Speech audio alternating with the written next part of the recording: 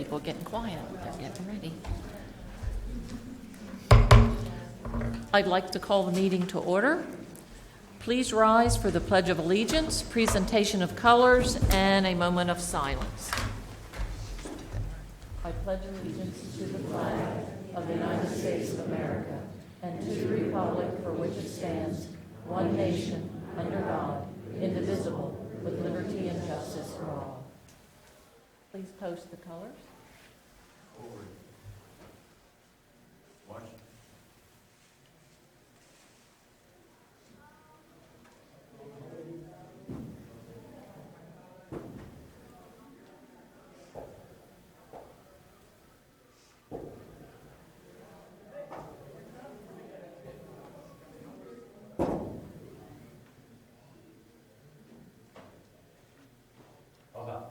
Face. Forward. March.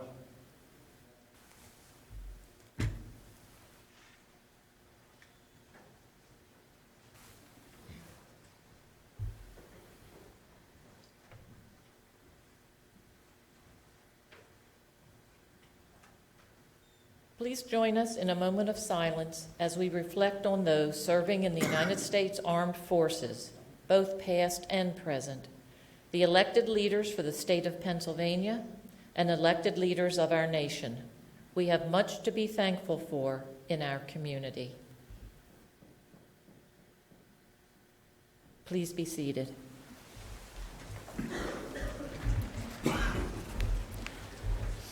Item 3.1, executive session announcement.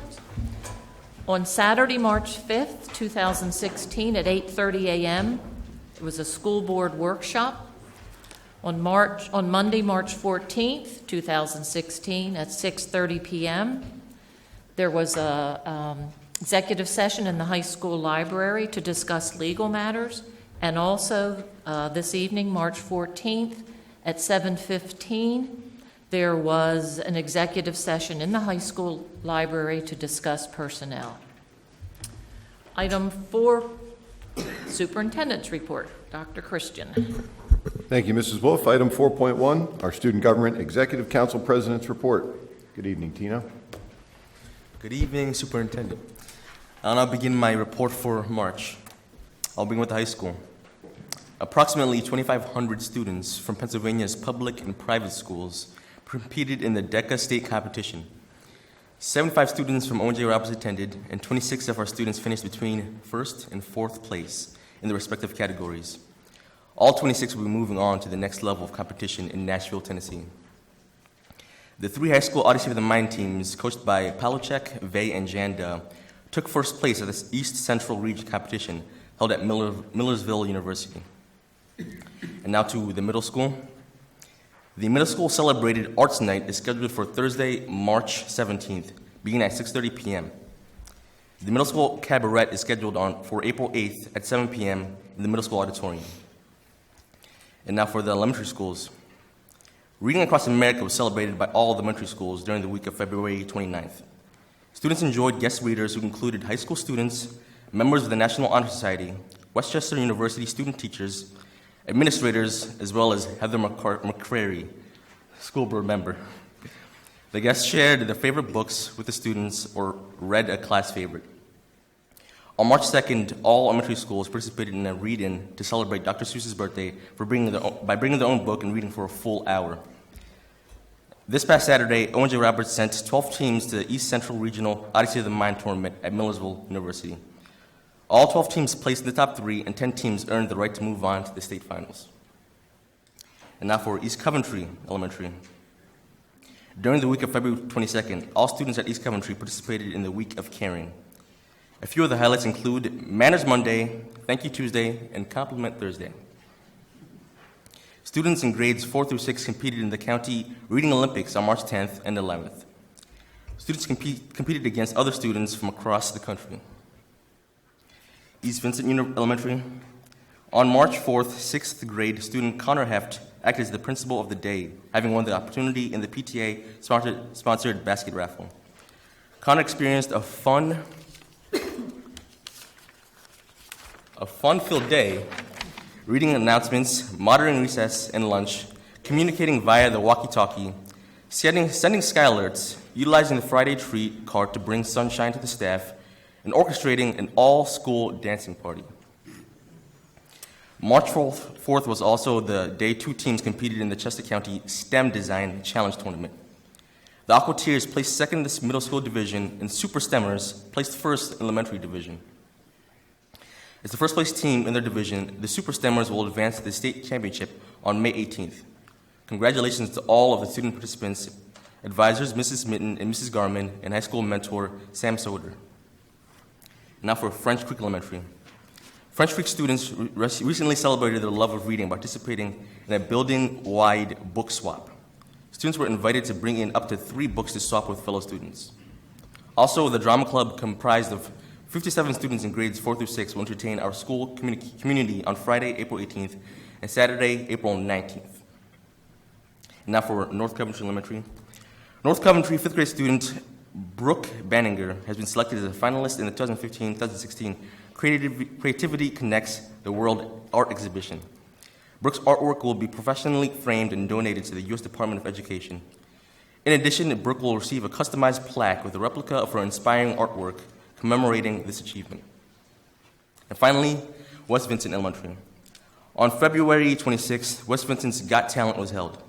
Our talent show showcased 48 entertaining performances. The audience enjoyed dancing, singing, comedy routines, and musical ensembles, all performed by our talented students here at West Vincent, they say. Also, this Friday, their PTA will be hosting its biggest fundraiser, Bids for Kids. During this event, parents will have the opportunity to bid on a variety of auction items, which are sponsored by their teachers, principal, and local community members. Some of the auction items include principal for a day, special luncheons for an outing, or outings with grade level teachers, pottery painting, and much more. That concludes my report. Madam President, thank you. Thank you. Thank Thank you, Tino. Item 4.2, student recognition. We're very fortunate tonight to have multiple students here to recognize them for their achievement in the arts and in the athletic arena. First off, I'd like to introduce and thank Mrs. McIntyre for coming out this evening to recognize our students who were so successful in their PMEA competitions. Sheila?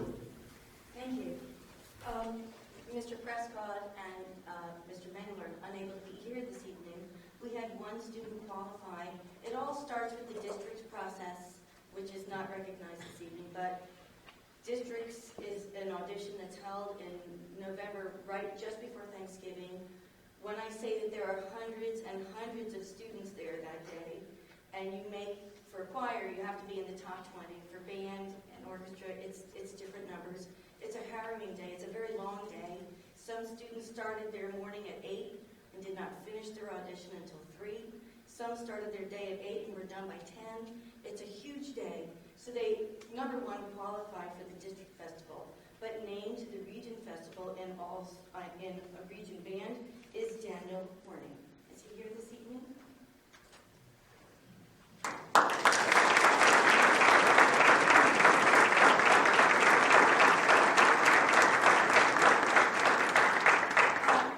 Region band just happened, and it was only just discovered that Daniel has also been named to the All-State Band, which we held in about 2 weeks.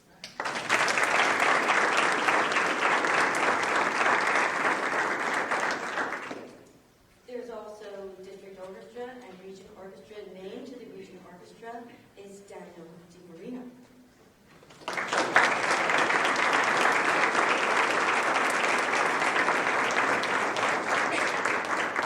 Also named to the All-State Orchestra is Daniel DiMarino.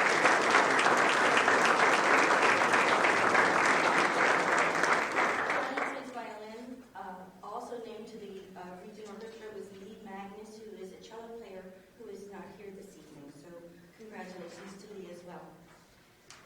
For district choir, I had 11 singers in district choir, which is the highest number I've ever had. And I'm so excited by that. And this year's district choir music was the hardest. I've taught district choir music to students to learn for district choir for 11, 12, 13 something years. This was the hardest packet of music ever. Whoa. And I brought 11 singers there. 8 made it originally to Region Choir, and just recently a student was named to the Region Choir because somebody fell ill, and she only missed making it by 1 point. In fact, all my students of the 11 only missed making Region Choir by 2 points. So congratulations to the following Pearl students who are representing Owen J. Roberts in the Region 6 Choir. Daniel DiMarino.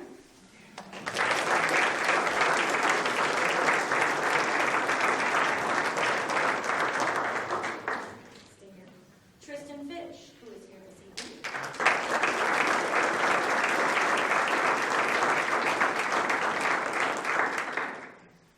Madison Frederick.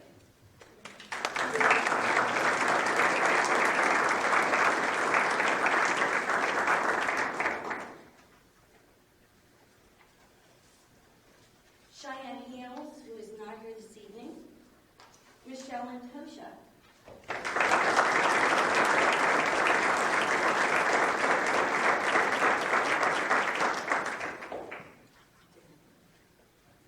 Leah Musler.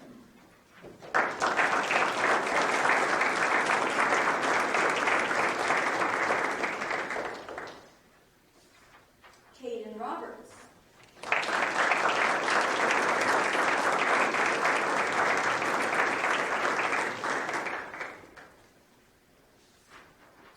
Conrad Sager, who is not here this evening. Michael Steyer, who is not here this evening. Our Region Festival is Thursday this week. I hope to see as many all-state representatives from Owen J. Roberts as possible, and if I may, Maddie, who is our representative who was called a week ago to represent Owen J. Roberts. We are working so hard. And if this child makes all-state choir, I want like a parade for her. She only had a week to learn it, but we're doing some work, right? Yeah. And I believe it. So congratulations.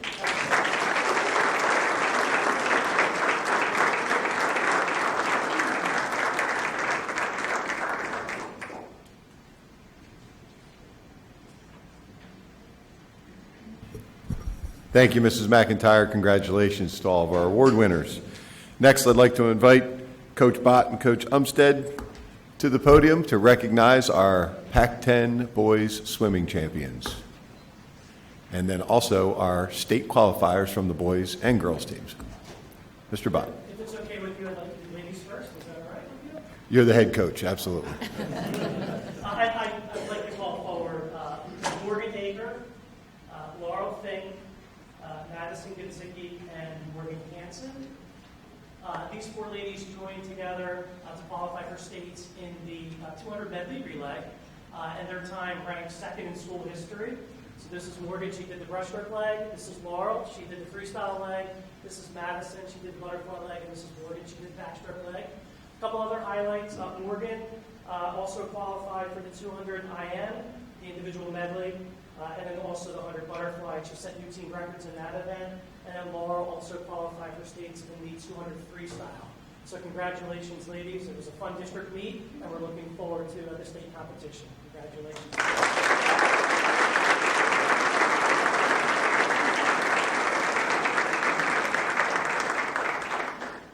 I'm going to call forward the gentlemen who are here this evening. Jonathan Arditi, Logan Baker, Colin Bauer, Ryan Boker, Simon Crew, Chris DiGiuseppe, Dan DiMarino, Matt Dinocenti, Dan Gerhardt, Adam Burrell, Ryan King, Carter Ninnis, Matthew Rance, Alex Schneider, Matt Snyder, and Jordan Zakharovich. This group of gentlemen, along with some of the others who weren't able to make it here this evening, were 2nd year in a row Pac-10 champions, so congratulations on that. They had a 9-0 record and were undefeated for the year, and actually had an undefeated record last year. So it was neat to see them have 2 years in a row, and I know that they took a lot of pride in that throughout the course of the year. They're a hard-working group of individuals, and congratulations on your Pac-10 championship. A couple of highlights for the year. Almost half the team, 12 of these individuals, both swimming and diving, had an automatic consideration cut for the district competition. Matt Dinicenti, if you could step forward, he set the new team record for us in the diving event this year. Congratulations, Matt. And then Alex Schneider, if you could step forward. Simon Crew, Logan Baker, and also Colin Bauer. These 4 gentlemen qualified for states in the 200 freestyle relay, and then Colin also qualified for states in the 100 freestyle and also in the 100 butterfly. So we're looking for some exciting things for these guys going forward this week, and it was a great year overall. I just want to take a moment to thank the school board and administration and the athletic department, and to all the coaches, Coach Jenny Umstead, Lindsay Stauffenberg, Rebecca Elliott, and Morgan Kleinfelter, and to all of the athletes who are currently here this evening, and also the ones that couldn't make it, for an outstanding year. Your hard work does not go unnoticed, and it shows here tonight. So congratulations to everybody, and to all of the individuals here this evening for what you're being recognized for. It's great to see the tradition continue, so congratulations to everyone. So thank you.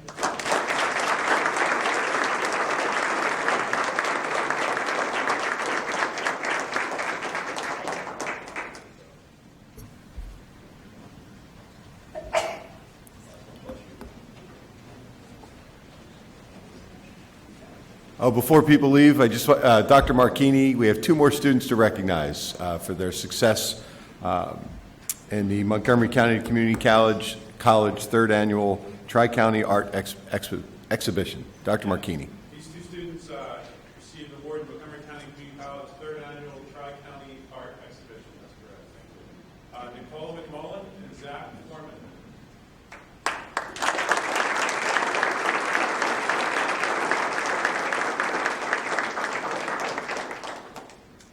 They're working on their pieces, I'm sure. At this time, I'd like to invite folks, and I think they know already, Mrs. Recton is here. Joanne, if you would raise your hand. We'd like to get group photos and congratulate all of our students, student athletes, and our music students for their accomplishments. Thank you.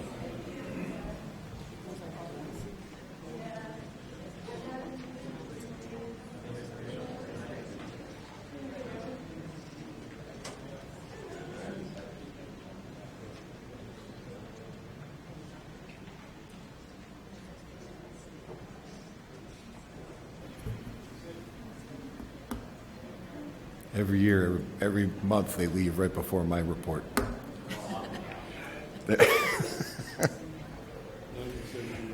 Item 4.3, the superintendent's report. Tonight, I will defer my comments, and I've asked Dr. Soder and our principals and supervisors to present to the board an update. We talked about in our administrative meetings, every year we take the required assessments, a variety of assessments from PSSA to Keystones, SAT, PSAT. There are assessments throughout the year. We have internal ones, the Fontes and Pinnell, all types of special education assessments. And we wait for the scores to come in and we present them every October. And so we thought, you know what, it'd be nice to talk about the instruction behind it, not just preparing for the required assessments, but delivering our curriculum. And that's what the board will hear tonight, just an update on our instructional strategies. Dr. Soder.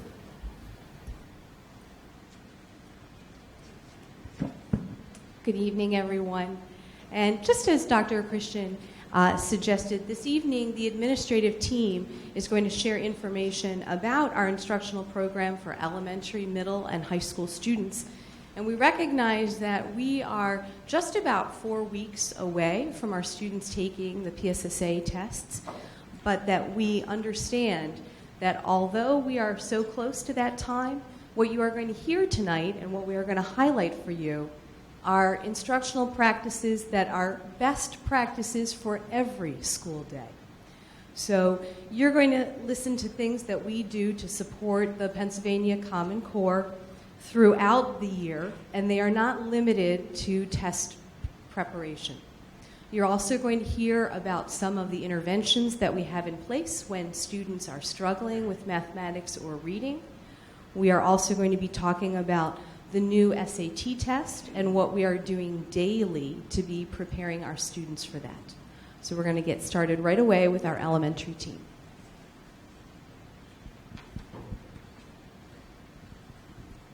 Good evening. Ed Smith, principal at West Vincent. I'd like to welcome everybody tonight.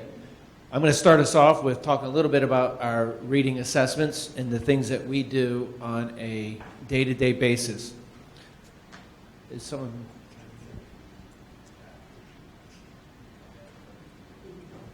Okay, so first off, these assessments are the baseline for what we do each and every day. So you've heard the expression of FMPs, Fontes and Pinnell, running records, DIBELS, curriculum diagnostic tests, grades 3 through 6, Ames Web, which we utilize for special education. It's important to note that the running records, FMPs, we do those 3 times a year, running records as needed, FMPs for any new students, and as needed as well. We threw a little graph up there from the beginning in September when we first did our FMPs. This is as a district. You can see the growth already, and we're in February, so we've hit our second benchmark for the school year. So the growth is pretty substantial when we get into the school year. Mr. Ball will talk a little bit more about Ames Web data and progress monitoring, but these assessments are what we do each and every day, and it guides our instruction. That's the important thing. It's not the PSSA that guides our instruction. These assessments are what drives our instruction. So without further ado, I'll turn it over to Dr. Lloyd. So the board is aware that reading instruction takes place at the elementary level in a reading workshop format. And part of that reading workshop is small group guided reading instruction, book clubs, and word study. Based on student assessment, our reading approach is customized or individualized based on where students are when they walk through the door. And then through assessment and monitoring, we progress through those levels. For our students that are struggling, like all of our students, we monitor them as we go. And so we call those our Tier 2 and Tier 3 students, our students needing more than just one reading group a day. And so that instruction is delivered by teachers, reading specialists, and our learning support teachers. What's important to think about, aside from the interventions that we do there, which I've listed, is the ongoing progress monitoring in special education, and this is done daily. It's given to parents on a quarterly basis, but it's ongoing, it's every day, and this is really what drives instruction for our special education students. For example, the other day, last Friday, I received a call from the team that a student met a goal. We reconvene, we make a new goal, and we work for new progress on that goal. One intervention that I highlighted here, and that's from our Read 180 program, and that's longitudinal over a 2-year period. And that's just one sample. I could have put hundreds of them up there just to show the progress that our students are making. And like I said, the progress monitoring is what drives our instruction for students.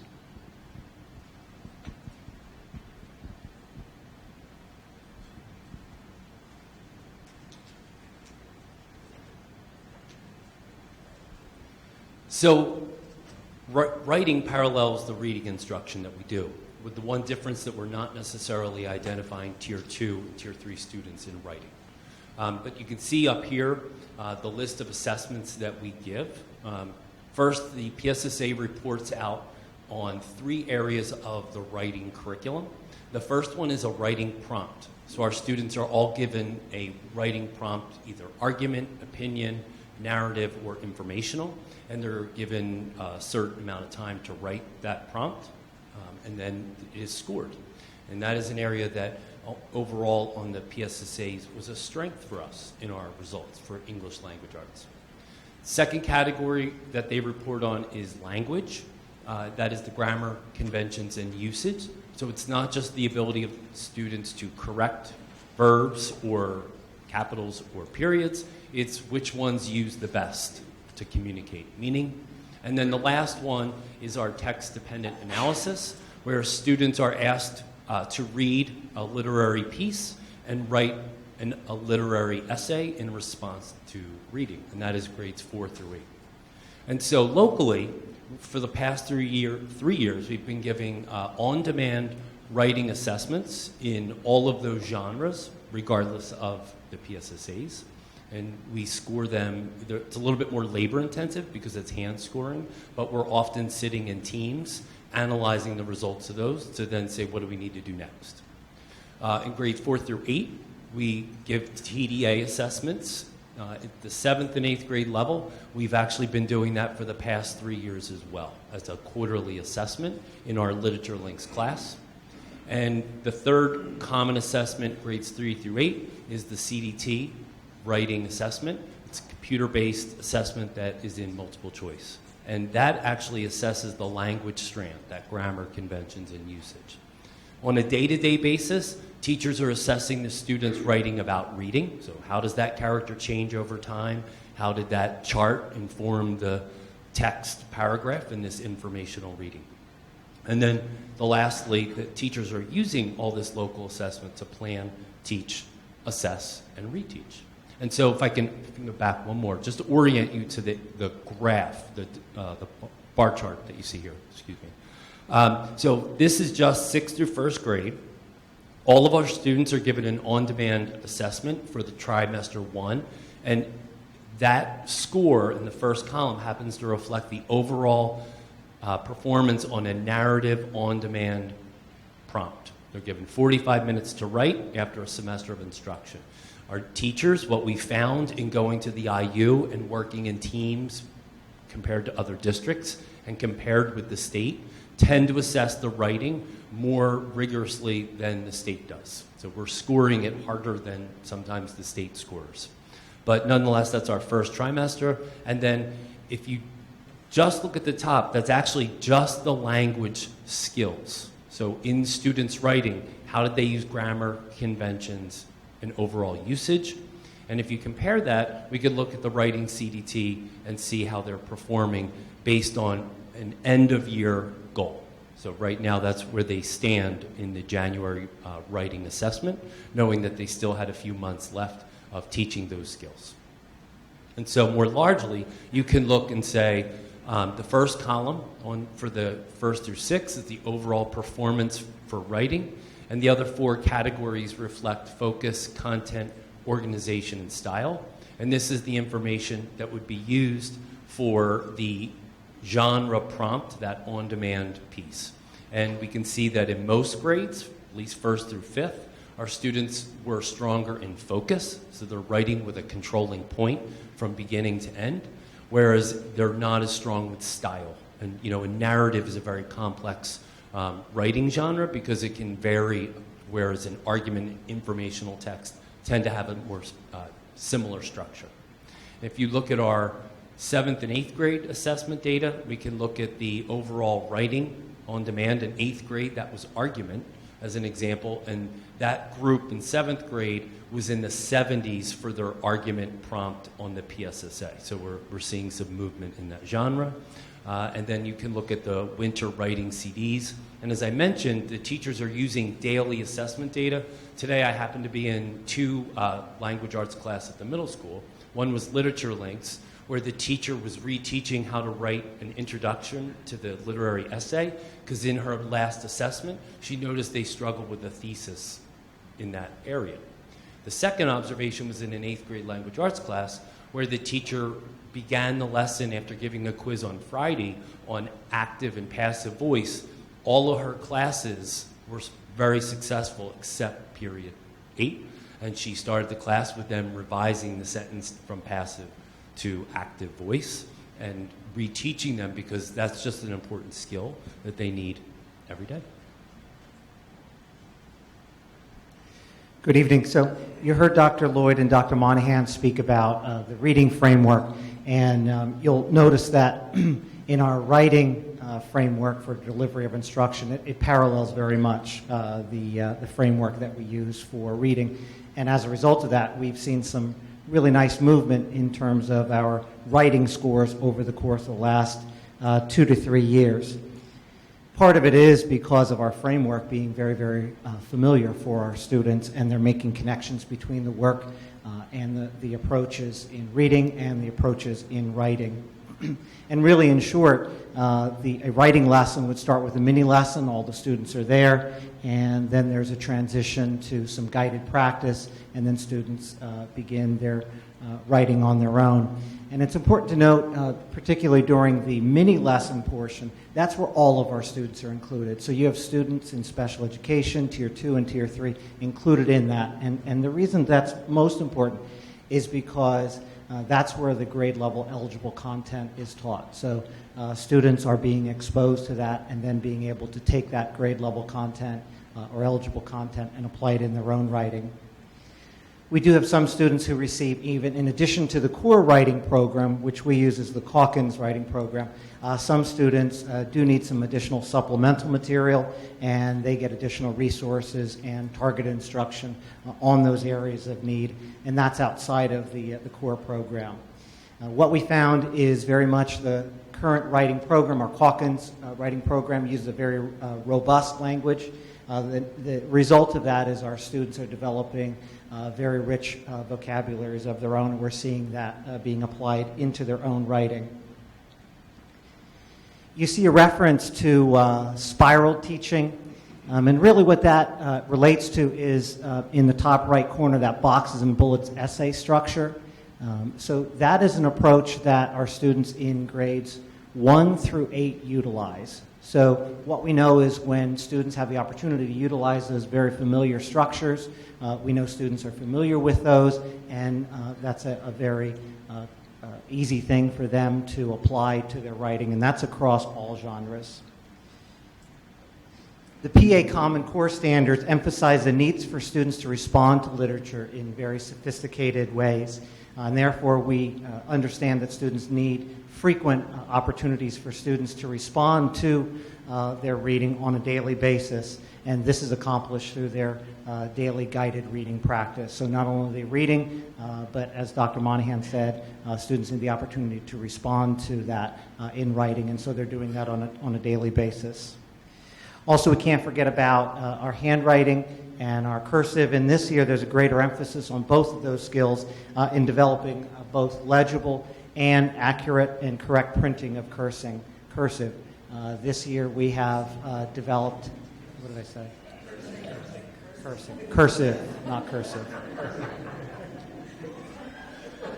Strike that. So this year the district has taken on doing some audits of our students' handwritings to not only develop the strengths but also the needs. So in conclusion, we're seeing more proficient writers than ever before. Students are able to sustain their writing for longer periods of time, thus increasing the volume of writing that they're able to do.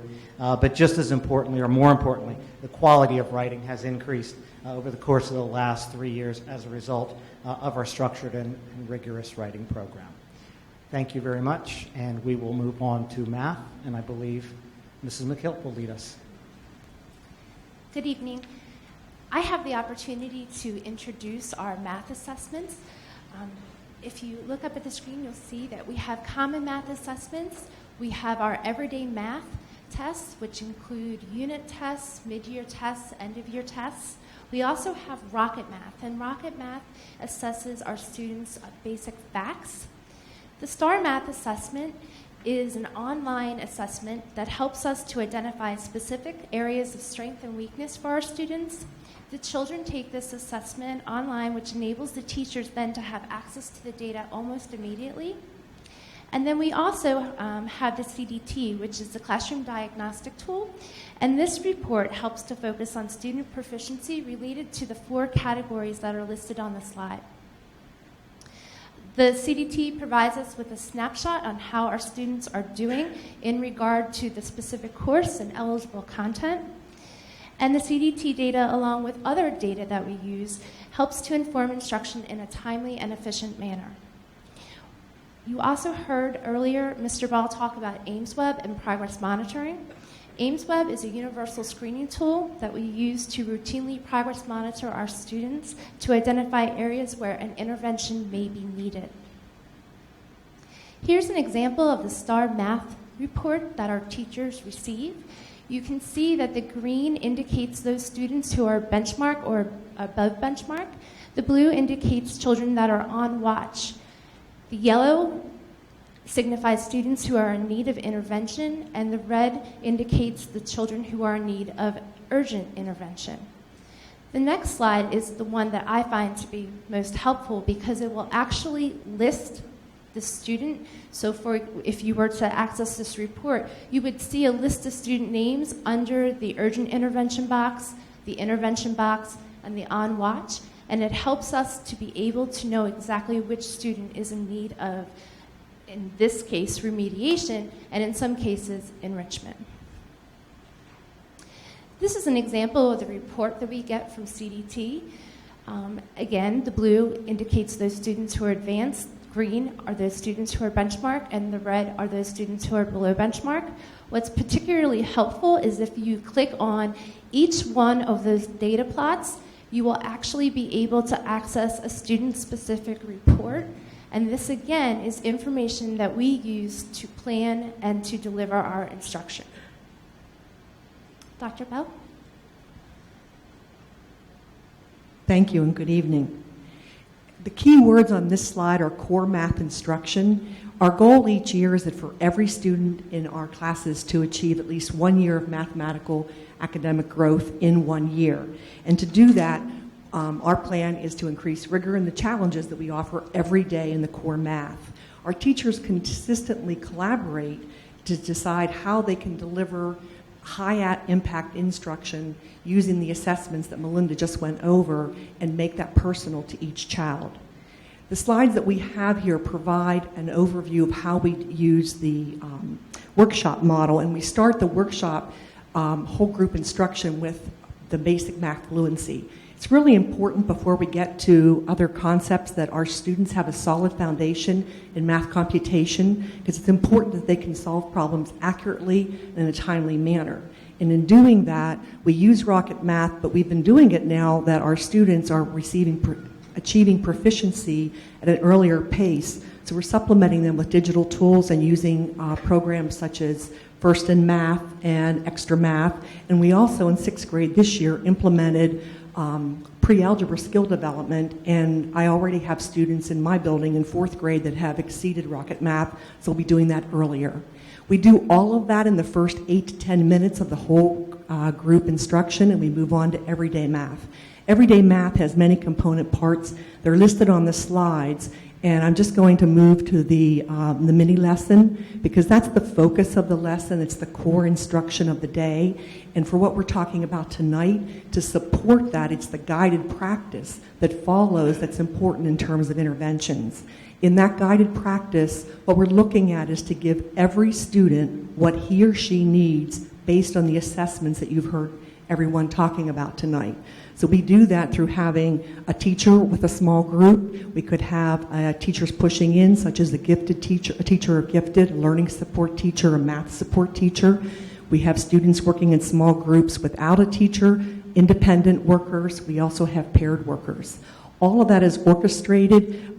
Most teachers use their smartboard. We have a schedule there with a stopwatch, and it's like stations or centers, and after so many minutes they move on. But every lesson is planned every day based on what those students need, everything from remediation to enrichment. And the groups change and can change each day by those needs. In the last slide, if you look at the special education interventions, for those students whose needs cannot be met in the core instruction, there is direct instruction, which is our most intensive intervention. That is, for most students, typically 30 minutes. It could be longer, but more and more we are trying to have all students meet their needs in the core instruction through push-in or co-teaching.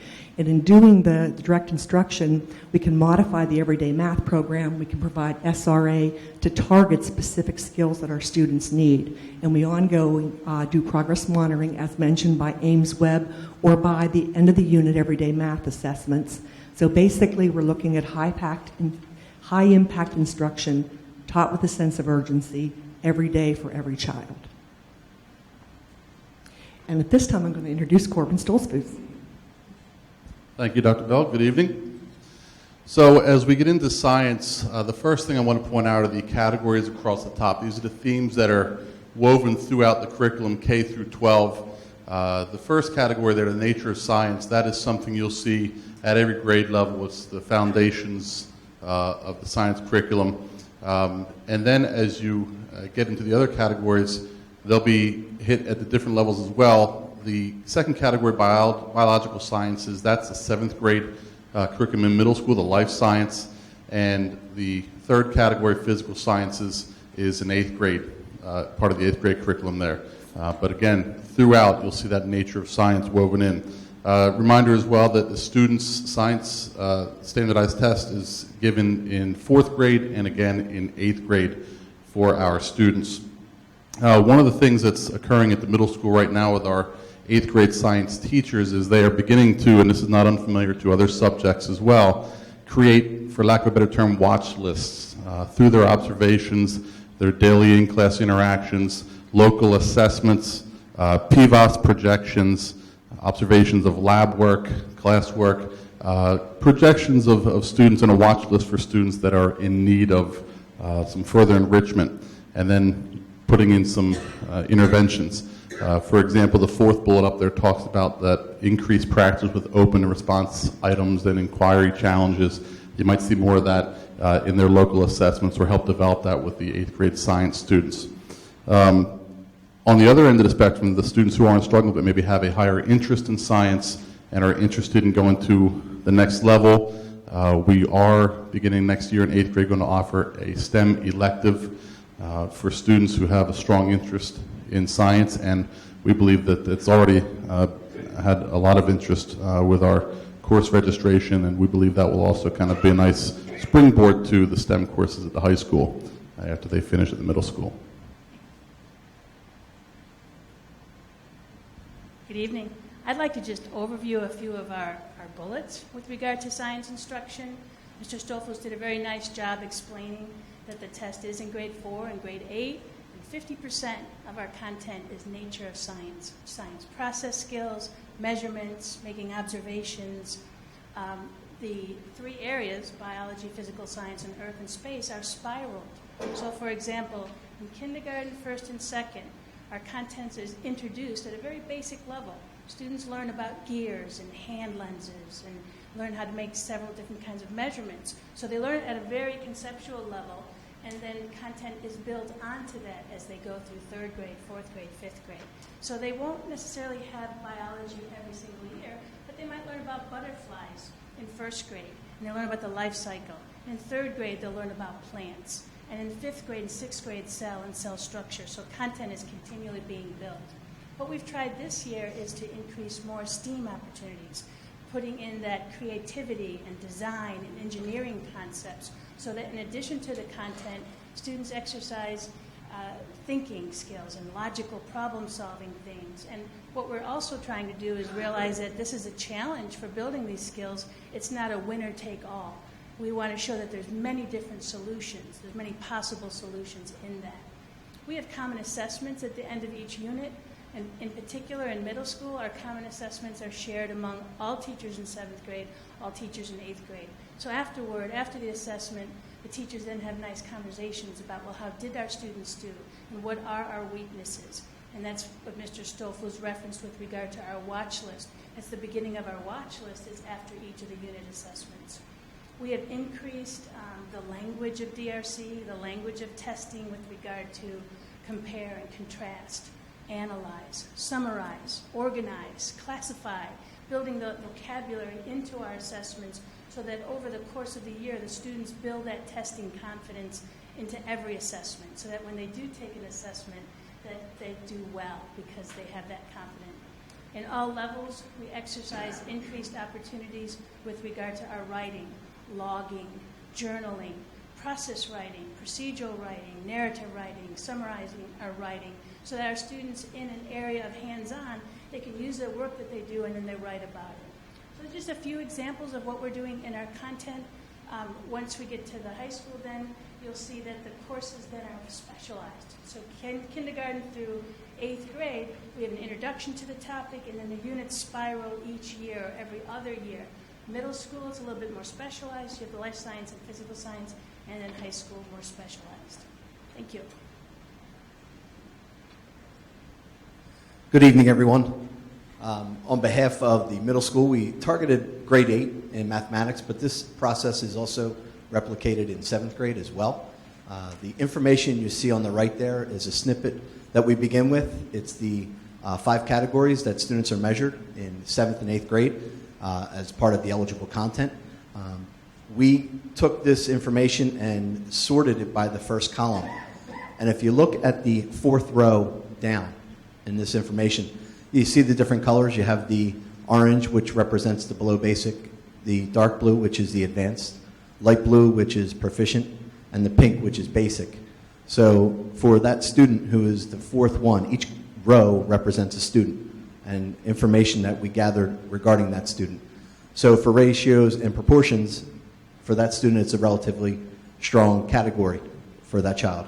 Whereas the number system as well as data analysis on the other ends in the orange are below basic. Now, you look at those point totals and you say, what does this mean? Each category in the first category 1 is 10 to 12 points on the test. So this student earned 3 points out of that 10 to 12. For ratios and proportions, it's approximately 17 to 20 points, and this student received 13 of those points, possible points. The highest that we had in that area was 18 out of the possible 20 points, but that gives you a range of the advanced student in that category. And expressions and equations was 10 to 12 points, as well as geometry, and data analysis was 13 to 15 points. The total for the whole section is 72 points that students can possibly earn. So this information is started in early August as we look at our class list, we look at the students that we were working with, we look at our PVOS projections and see what students are projected to do as they matriculate through middle school, and we set up a plan and using common assessments to drive our instruction. We look at each of those common assessments and we make adjustments as well. And Mr. Fletcher is going to talk a little bit about what we do after we get that data and that information and what we do instructionally from that point forward.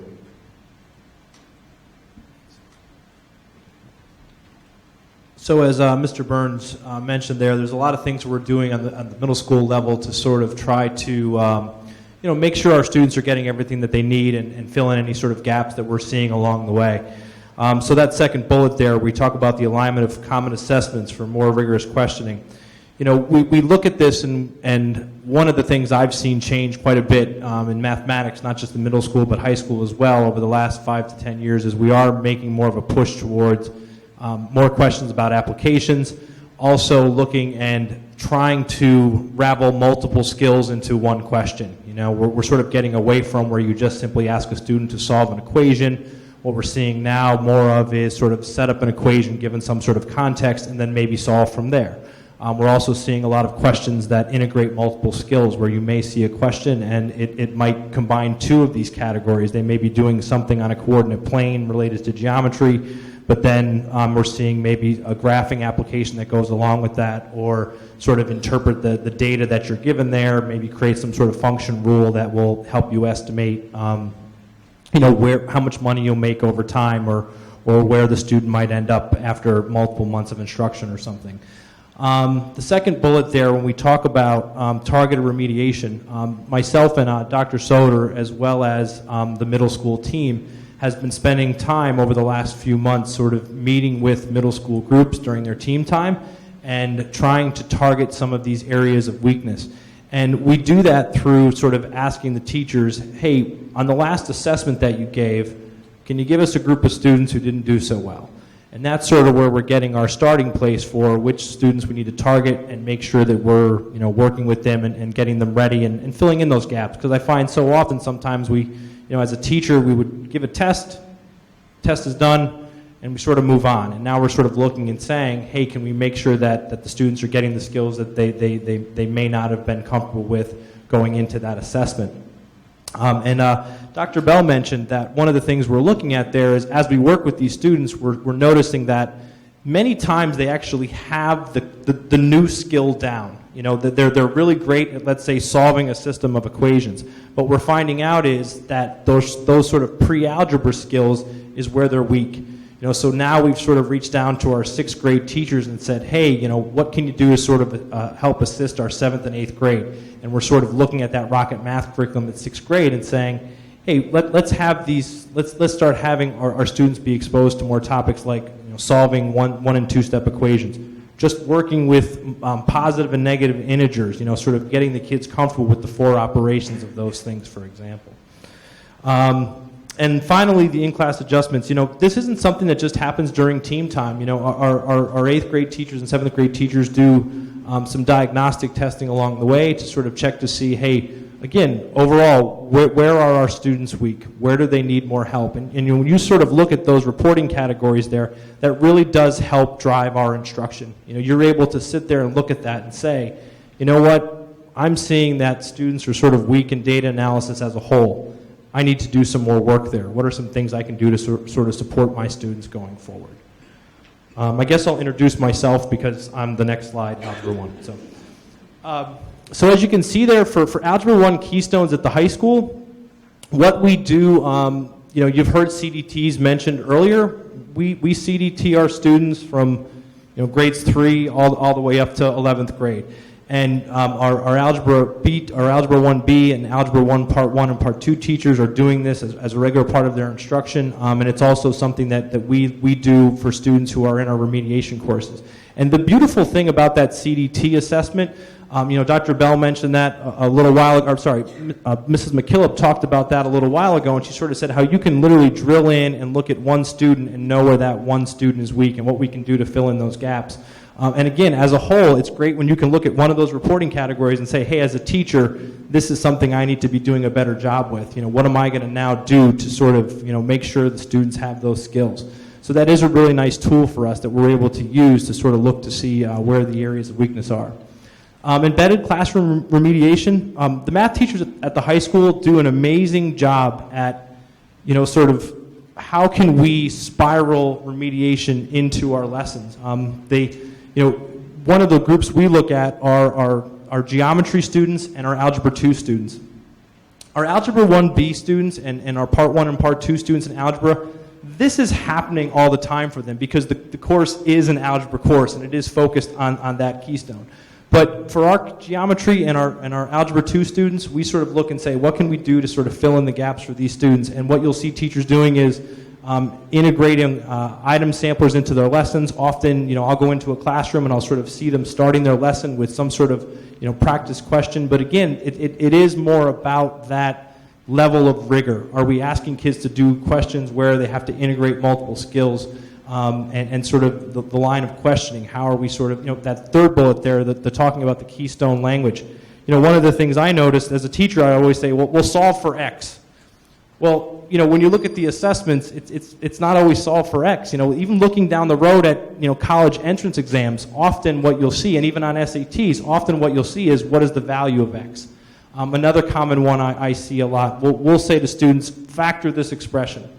Well, instead, what we're starting to see more of, which of the following binomials is a factor of this polynomial expression? So again, sort of that changing up the language so students are comfortable with everything they might see, not getting too complacent with sort of how we're presenting it in the textbook.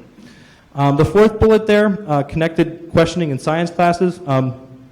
Myself and Dr. Lehman, as well as with the help of the high school department heads in science and math, Mrs. Brilla and Mr. Walmer, we spent a lot of time in this last PD, our last round of our professional development, sort of bringing together the two departments and looking at ways we can support each other. And again, sort of looking at, what are some of the applications we can do in science, as well as how can we sort of support the science teachers in the mathematics classroom. So there is that sort of constant connections between the two worlds.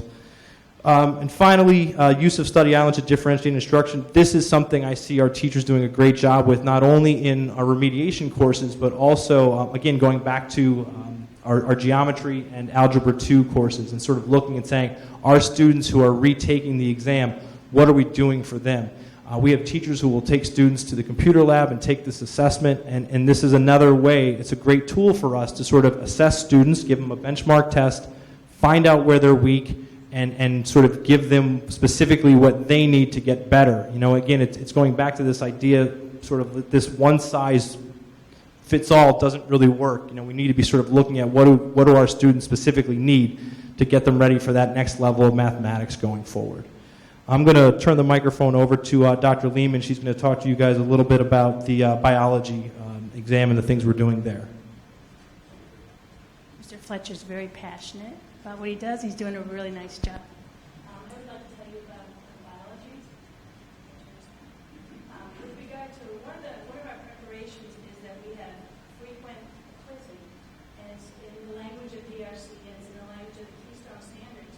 And the idea is frequent. Every 2 or 3 weeks, the students will have like a mini 2 or 3 questions, multiple choice. It's nothing long. It takes like 5 minutes, but it's an opportunity for the students to practice in that language. We have a very tight-knit group of biology teachers. They have either lunch or planning at about the same time, so that even for 15 minutes after an assessment, they can talk to each other. How did your students do? They're testing within a week or a week and a half of each other. So that item analysis and that common assessment piece is very powerful, because a week or 2 doesn't go by without the teachers having a conversation with instruction. So regardless of the teacher that you have, we know we have unified analysis of results.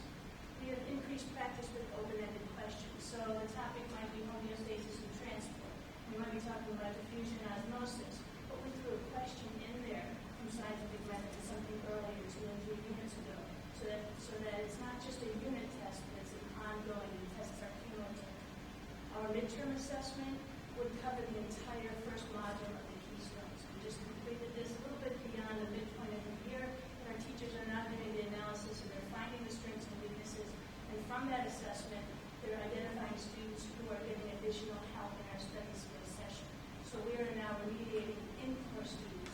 Biology is a one-year course, so the assessment is not knowledge over 3 and 4 years as it was in 4th grade and grade 8. We have 1 year to address the content.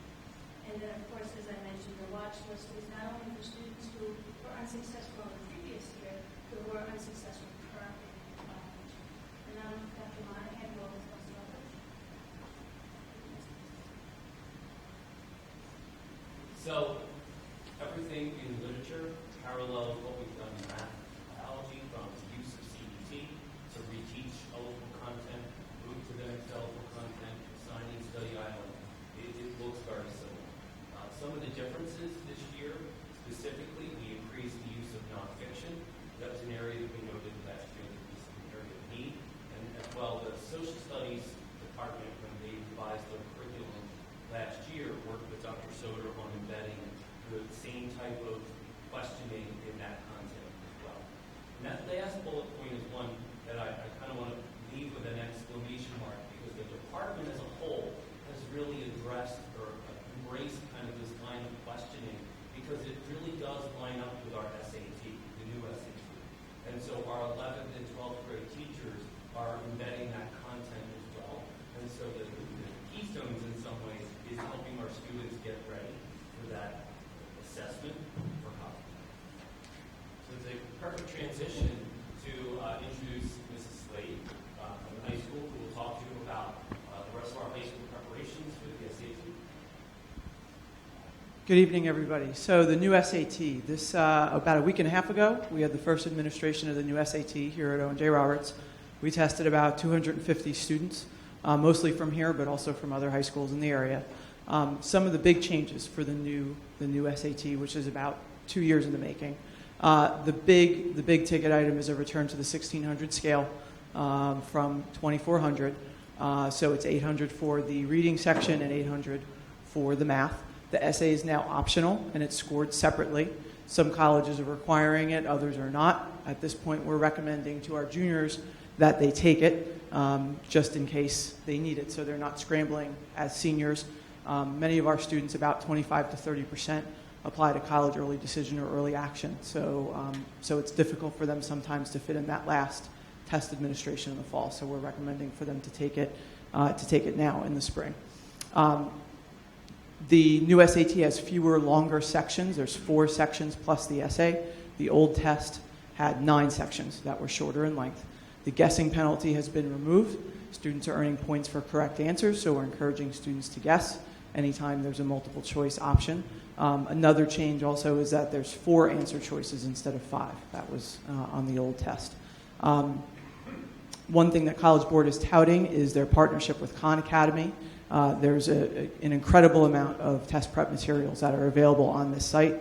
4 full-length practice tests are there. There's also links to instructional videos for all of the sections that are on the test, in addition to just frequently asked questions, how to prepare for the test, just insider tips for the SAT. Dr. Monahan mentioned this, and I'll reiterate. The PSSAs and Keystones require similar thinking and follow the same structure and the prompting as the new SAT. So we're, in effect, preparing students for that new SAT from the time they're in elementary school, just by being exposed to the Owen J. Roberts curriculum. So what are we doing at the high school, specifically to prepare students for this new test? Dr. Monahan and I, about a week and a half ago, during parent conferences, ran a program, Meet the New SAT. It was well attended. We had about 150 parents and students that were here. We went through all of the curricular changes with the test, along with structural changes. We offer 2 SAT prep courses, 1 online course starting for next year, and also a traditional semester-long class that covers both the reading and the math sections. We have a comprehensive live binder that lists all sorts of information about both the new SAT, the ACT, registration links, just everything that you would ever possibly need to know about both of those tests. The presentation that Dr. Monahan and I did during parent conferences is also available at that link, the tiny URL link that you see behind you. We've sent that link home via Skylert on several occasions to parents and students. It's also on Naviant's home screens for all grades, also on the website. And all of the school counselors are reviewing that information with students, both at their sophomore conference, which will occur in April, and also at the one-on-one junior conferences, which started back in December and are currently still running. Thank you. Just curious, do we have any students that took the new SAT that have taken the old? Do we get any feedback? I mean, we know factually what has changed between the 2 tests, but I'm just wondering, non-factually, how do they feel about it? Sure, there were some. I know it's limited because of... Yeah, there were, the juniors will typically start in January. That test was postponed to February 20th because of the snowstorm. And that January test is typically our smallest administration. It was even smaller this year because many of our students just said, forget the old one, I'm just going to start with the new one in March. But I did have some students that took both. The thing that it seemed that kids struggled with the most was the length of the sections. Even though they take Keystones and the modules last for several hours, it just seemed it was a lot to them because they hadn't experienced that in the past on the SAT. Although the new PSAT that our students took, 10th and 11th graders took in the fall, the changes to that test were similar to the ones on the SAT. That was the big thing that the kids pointed out was the length. Yeah. Yeah, especially the kids that have extended time. That was a really long day for them. That was the big difference. So. Thank you to everyone who presented. For the board's edification, the new Every Student Succeeds Act, which was signed in 2015 and replaces NCLB, does not replace or alleviate the requirement for standardized tests. They will remain in place, so the PSSA and Keystones, even though there's a moratorium on Keystones as a graduation requirement. But I did challenge the administrative team to try to avoid using the term PSSA and Keystone. It's almost impossible nowadays, but they really are focusing on the day-to-day instructional strategies. I think the slide that Mr. Burns had up there is a crucial one.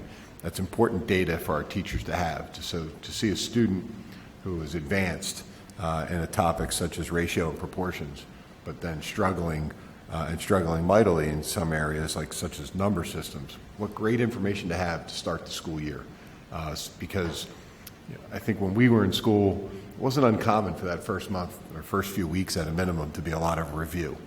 We don't have time for review. We need to address the key areas that need assistance, and where students are proficient or advanced, we need to move forward. And that's exactly what our staff is doing. So I want to thank everybody for presenting this evening. That concludes my report, Mrs. President. Okay. Or mademoiselle, whatever. Okay, thank you. 5.1, public comment on agenda items. Information, proposals, and statements from individuals or delegations pertaining to items on the agenda. Speakers are to indicate your name, township of residence, and the items on the agenda to which your comments are addressed. Speakers will be limited to not more than 3 minutes. And we move on. 6.1, Committee of the Whole. A meeting of the Committee of the Whole was held on March 7th, 2016 at 6 p.m. in the Administration Building boardroom. The committees that met at that time, Curriculum and Instruction and Finance. Buildings and Grounds, an update from Mrs. Booth. Good evening.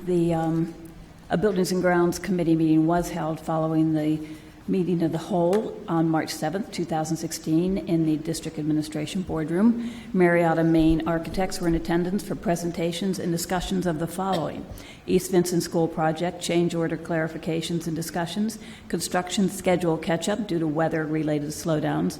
All appears to be going well. East Coventry Elementary Project, discussions and presentations concerning alternative product choices, timeline progresses, opportunities, and bid date intentions. Wednesday, March 16th, 2016, the East Coventry Township Planning Commission meets. We're hopeful we will obtain conditional approval to proceed with our bid process. I look forward to seeing interested parties Wednesday evening to show support for the district students, parents, and local revenue suppliers at this all-important meeting. That meeting is at 7 p.m. at the East Coventry Township Building. After that discussion, Marietta, Maine concluded their presentation with a marvelous 3D rendition of this future East Coventry Elementary School, which hopefully will be coming soon to this district. Following the 3D visual, we received a requested transportation presentation, always enlightening. Now, I do have a news bulletin and an announcement.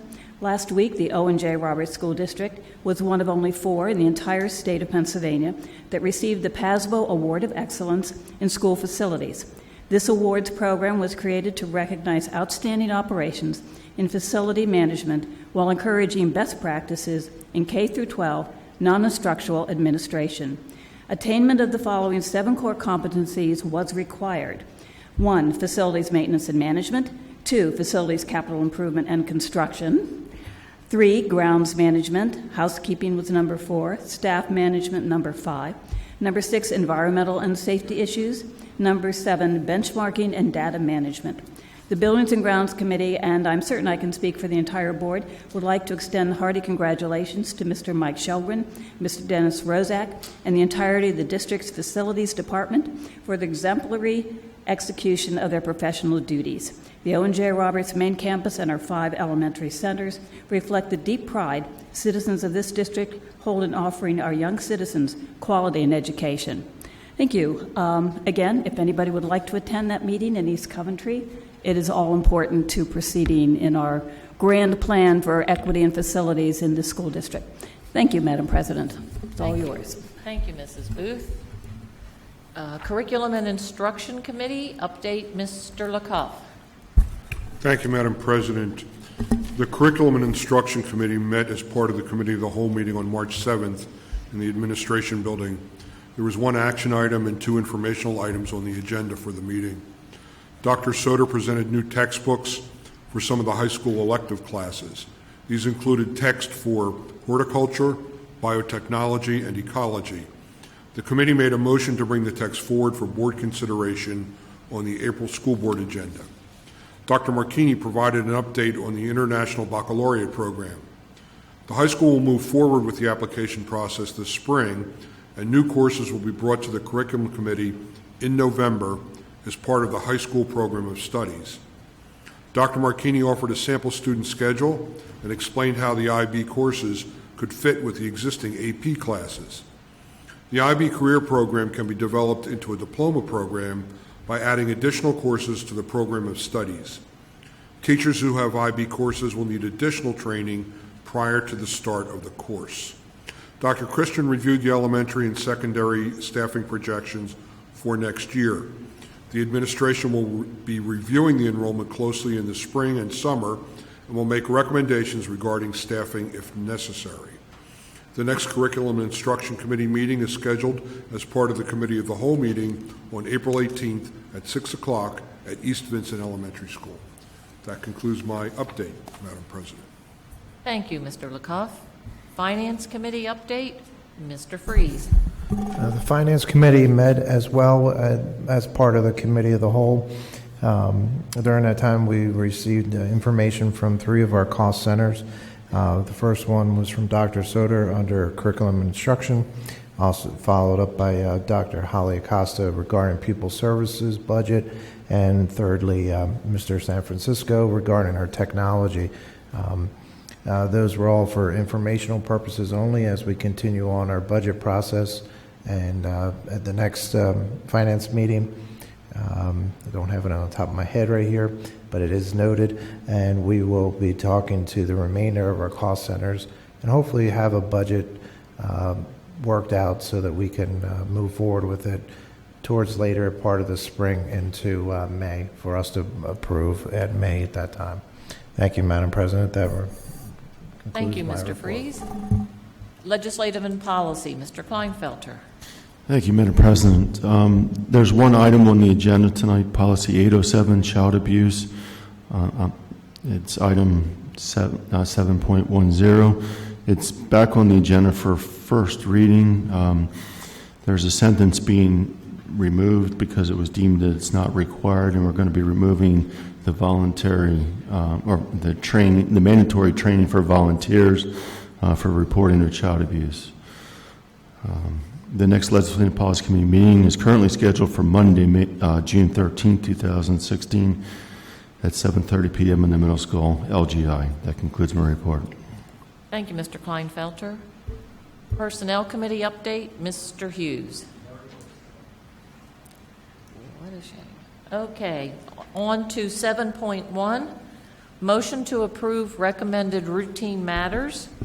Consent items 7.2 through 7.11. So moved. Mr. Lecoff? Mrs. Booth? Any discussion?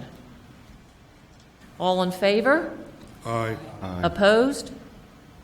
Motion carries. 8.1, motion to approve routine matters, consent items 8.2 through 8.5.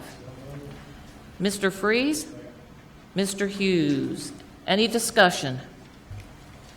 All in favor? Aye. Opposed? Motion carries. 9.1, Board Communication. Mrs. Crumrine? There are no communications, Madam President. Thank you.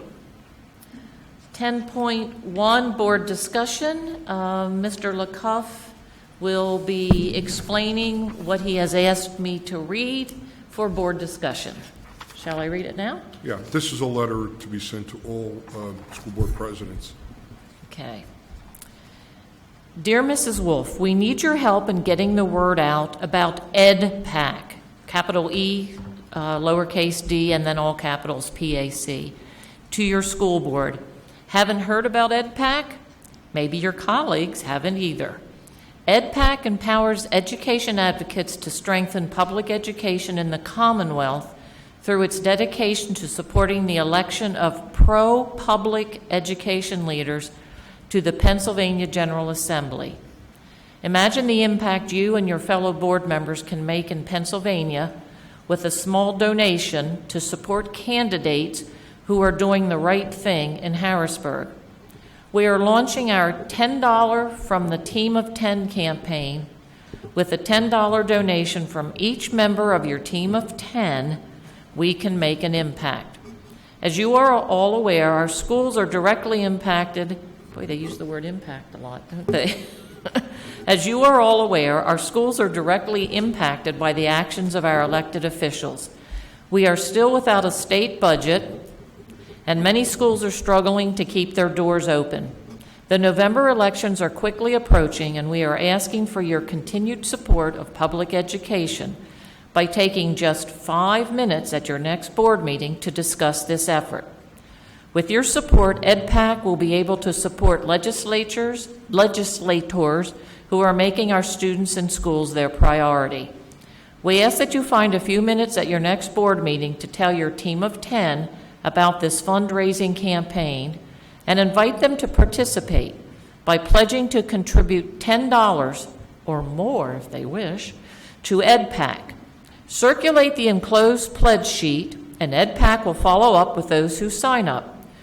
For those who prefer instead to donate directly on the EdPAC website or by mail, you may distribute the enclosed instruction sheet for that. It is also appropriate to announce that contributions are welcome from others in your community, but please be sure to stress that all donations must be strictly voluntary. It is important that no member of the school community or any of your school entities' vendors feel pressured to participate. Pennsylvania needs strong public schools, and EdPAC is another tool to aid our advocacy efforts. Thank you for your continued efforts to enhance public education. Sincerely, Michael Faccianetto. Mr. LaCoff. Thank you, Mrs. Wolf. For quite some time, those of us that have suffered with dealing with recalcitrant legislators or legislators that don't react to the important events in the school community, we've often wished there was something that we could do to get a bigger voice, get doors opened. And it seemed obvious to me that the one way to do that was to have a political action committee. And I thought about this for some time, and some of my colleagues throughout the state, I discovered, felt exactly the same way. Now, independent of my desires to open up a political action committee that would support public education, PSBA investigated what would be entailed. And this was the results, the EdPAC and this 10 for 10 campaign, asking each of us to contribute $10. And I want to reemphasize what Mrs. Wolf said, that there is no compulsion, and unfortunately I cannot say there is anonymity because election laws require that we disclose donors, but they only require the names of donors be on tax documents if your contribution is in excess of $50. Speaking of which, when I started thinking about this idea let's say it was a year ago, I know a lot of school board members around the state. And I said to them in casual conversation, if school directors and school administrators had a political action committee, would you contribute $50? And not a single person said no or was even reluctant, and I was quite surprised to get that response. Our goals are not that ambitious. We can contribute either by signing a pledge, by writing a check. It's difficult if I get cash, but I can handle cash in that regard as well. Or we can go directly online and donate through a credit card. And on this pledge sheet, there's some further information that I want you to consider. EdPAC empowers advocates to strengthen public education in the Commonwealth through its dedication to supporting the election of pro-public education teachers in the Pennsylvania General Assembly. The emphasis here is that we're not going to support anyone above General Assembly, no national candidates, no statewide candidates, no senators and federal candidates, and no local candidates, no borough personnel, no supervisors. And according to state campaign laws, only individuals and other political action committees are permitted to make contributions. So we can't get corporate contributions from your business unless that business has a PAC specifically for the sake of supporting candidates. There are some exceptions with certain law firms and certain banking arrangements. And EdPAC contributions are not tax deductible as charitable contributions for federal income tax purposes. We're working very hard to focus on those people that are not only pro-education, but are in a position to support public education. Not just general contributions to someone says, I like public schools. They have to have some way to influence the agenda. And we're going to have a nonpartisan outlook. We have not made any contributions yet, but there were 2 names that have been floated that may be approved. I expect they will be, one from each party. And I'll be glad to answer any questions you might have and take any contributions you might want to hand me. And I don't know what to do about this, Dr. Christian, Mrs. Wolf, how to get it around. If people want to make pledges or write checks, here's the information that was described on how to do it, the address for the PAC and the website, which is paedpac.org. Mr. Lecoff, I have a question. Who gets this money? We are going to select candidates for office that are in a position to help public education. And what will they do with the money? Well, we'll make donations to their re-election funds. And I pointedly say re-election. So the money, okay. I just needed, so it doesn't go directly to students or school boards. We're paying a candidate. It's supporting a candidate's re-election, a candidate that is in a position to help public education, has demonstrated the willingness and the attitude to do so, as in a power position to do so. Yeah, I personally need to think about this and try to understand it. And I'm trying to keep it as anonymous as the law allows. Okay. Dr. Christian said he'll put it on board line for us. Finally, I want to emphasize one of the things you mentioned. We're focusing on school board members because we're so invested in public education, and I don't mind the ironic use of that term, but it's open to anyone as a private individual, anyone in the community, any parent, anyone is permitted to contribute. Okay, and that's one more thing. But we would be paying to support somebody we haven't elected, but that... Could be. Okay. It might be a local candidate, and some names have been floated of local people. Mm-hmm. The 2 people whose names have been floated for this first round are not local. Are what? Not local. Okay. But they are in a position to help us out in Harrisburg. Okay, is that it? That's all, unless there's more questions. Thank you for your kind attention. Okay, item 11.1, old business. There is none. So now we're to 12.1, motion to approve personnel matters, consent items 12.2 through 12.11. Mr. Kleinfelter? Second. Mrs. Booth, any discussion? Okay, all in favor? Aye. Opposed? Okay, item 12.2, approval to accept retirements. This is within what we just voted on. Darrell Walmer as a 1.0 science teacher at the high school, effective June 13th, 2016. Yay, Darrell. Mr. Walmer served the Owen J. Roberts School District for 36 years. Best wishes are extended to Mr. Walmer. And I will read the whereas as Dr. Christian presents the award.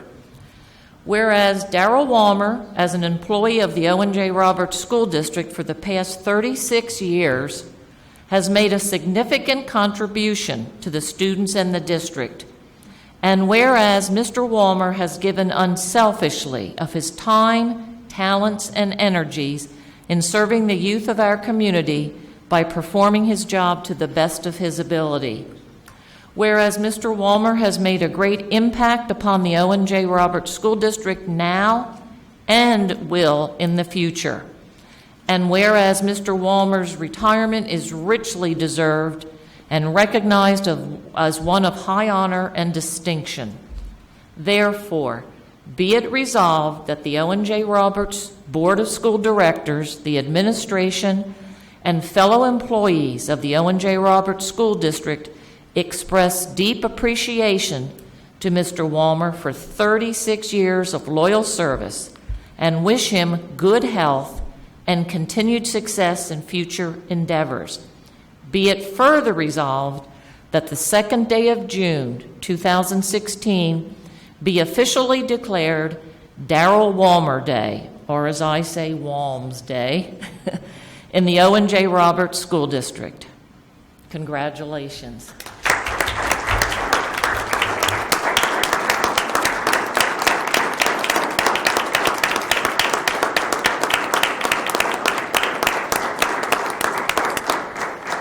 Do you have anything you'd like to say? I've had a good career here. It's gone really fast. You were there when I first started. I remember the first day. I remember you walking up the steps. I remember when you sent those juniors to my room because you no longer wanted to be junior class advisor. I was for 16 years. Which meant that we were in freezes for 2 falls for doing floats. Do I remember correctly? But it's been a good time, and many of you, some of you have had in class, and others of you, I've had your sons or daughters. So it's been a very good experience for me, and I wish you the best as you continue on with the needs and goals of your schools. Thanks. Thank you, Thank you, Carol.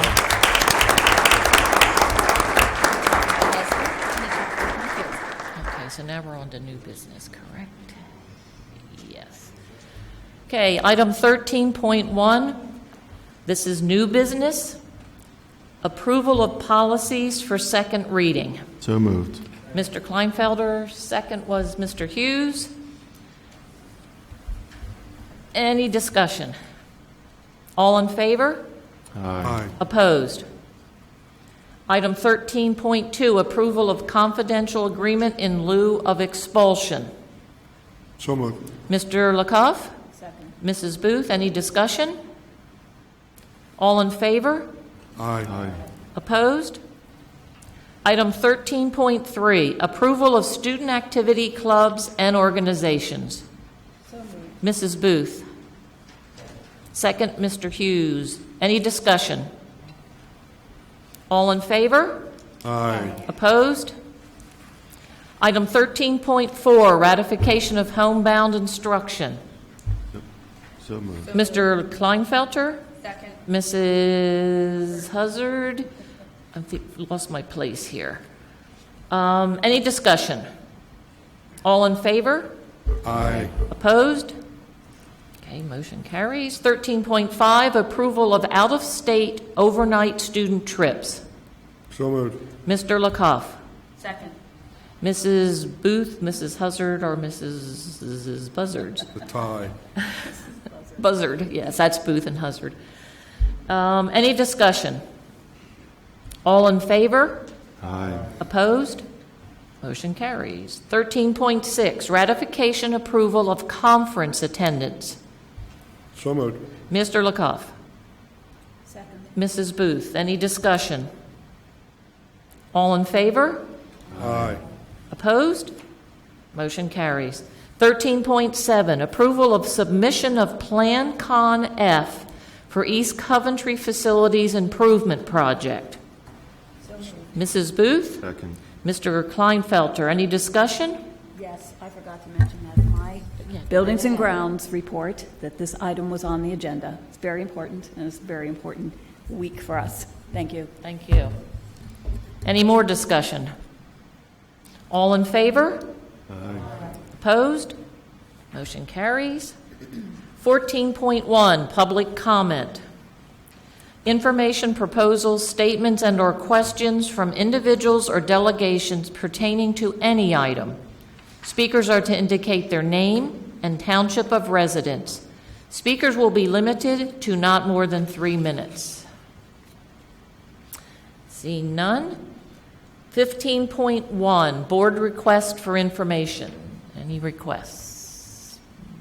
No? Oh, yes. I'm sorry. I don't have a request, but I don't see... Well, then you can't speak. Well, I would just like... I don't see a place for board comment. That was in board discussion. Well, I should have said in board discussion earlier. I did attend the school board appreciation dinner at the Pickering campus on Friday night. It was a lovely event. It was rescheduled from an earlier date, or from a later date, which had too many conflicts. It was very nice, and I had the opportunity to see visuals of their renditions. They are going to be rehabbing the building, which was built in, I think, 1963. It was very interesting, and if anybody wants to reuse a couple grand staircases, they're out there if anybody wants to take advantage of that, but I just wanted to note that that was a very nice affair, and I appreciated seeing that campus, and it's going to only add to our career and college-ready capabilities for this for Chester County and this school district. A lot of our students, we have quite a few students attending. In fact, I think we have the largest conscription of children we send, or subscription, I should say. So thank you. Sorry, I didn't say it at the right moment. I have a request. Thank you. I have a request. Yes. When should we go to the township meeting? Wednesday, the 7th, or at 7 o'clock p.m. It's on Ellswoods Road. Come with smiles on your face. Thank you. And just be there. Or be square. Or, yeah. In addition to that, I saw there was an article in the Mercury for that. Are we sending out any communication to our East Coventry families just to remind them that the meeting is and we're looking for body counts? That's an unfortunate choice of words. Mr. Oswald and I will reach out to the PTA, and we already have folks that we know that are attending. Yeah. Anybody else you know who's not here but might be interested, doesn't have to be an East Coventry resident. We're supporting the school district in this entirety, so anybody's welcome who would attend. Thank you. Any other requests for information? Okay. Item 16.1, adjournment. Do I hear a motion? Mrs. Huzzard? Second, Mr. Kleinfelter. Meeting is adjourned.